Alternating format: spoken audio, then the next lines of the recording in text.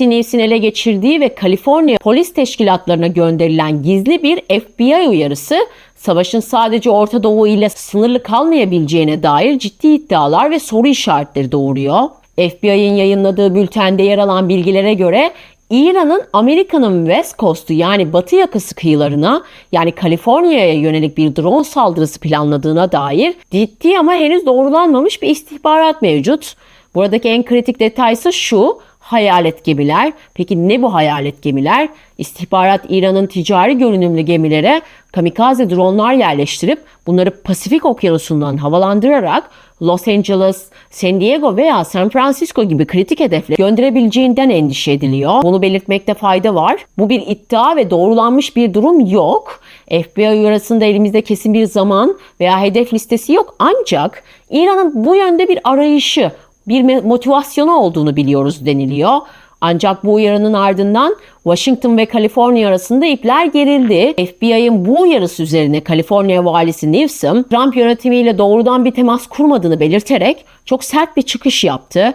Newsom panik yapacak bir durum yok. Ancak başkan artık bu savaşın sonunun nereye varacağını ve gerçek amacını Amerikan halkına açıklamak zorunda diyerek Beyaz Saray'ın şeffaflığını sorguluyor. Ancak halk arasında ve bağımsız analizlerde çok farklı bir iddia daha konuşulmaya başladı. Bazı siyasi gözlemciler bu FBI uyarısının zamanlamasına dikkat çekiyor. Halk arasında konuşulan iddiaya göre bu uyarı aslında somut bir saldırı istihbaratından ziyade Amerikan halkını savaşın gerekliliğine ikna etmek için kullanılan bir toplumsal baskı aracı olabilir. Yani savaş binlerce mil ötede değil, kapınızın önünde tırnak içinde mesajı verilerek hem İran'a karşı yürütülen operasyonlara yönelik toplumsal desteği artırmak hem de olası bir büyük saldırıya karşı kamuoyunu psikolojik olarak hazırlanmak hedefleniyor olabilir. Kısacası halkın korku üzerindeki konsolide edilmesi yönetimin elini savaş masasında güçlendiren bir stratejik iletişim hamlesi olarak da yorumlanabilir. Özellikle San Diego'daki Camp Pendleton gibi dev askeri üsler ve enerji tesisleri alarm seviyesini üst noktaya çıkardı.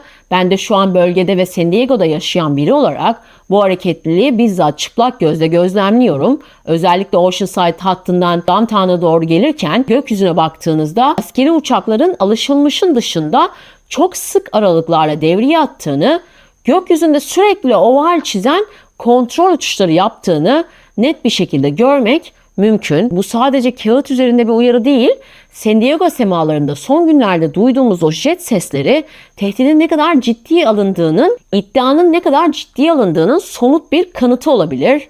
ABC News'e konuşan güvenlik uzmanları da bu tür bir asimetrik saldırı olasılığının Amerika tarihinde bir ilk olacağını, ek olarak İran'ın Meksika üzerinden sızma ihtimalinin de masada olduğunu belirtiyor.